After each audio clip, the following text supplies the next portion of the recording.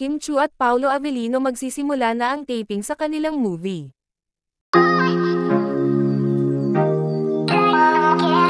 Makikita sa isang video clip na bagong upload ni Kim Chu sa kanyang IG, kung saan ay excited siya na makita ang nilalaman ng isang hawak niya na papel, pati nga ang kanyang mga kasamahan ay excited na rin na makita ang laman nito.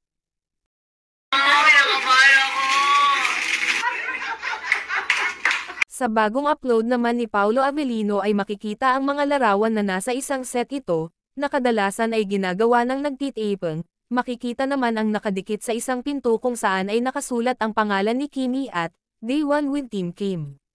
Marami nga ang naintriga ng mga fans, kung ano ang ganap ng dalawa kung saan nga ay naging excited din ang mga fans ng Kim Pao. Marami naman ang nagsasabi na baka nga ay nagsisimula na ang kanilang taping ng kanilang movie na My Love Will Make You Disappear.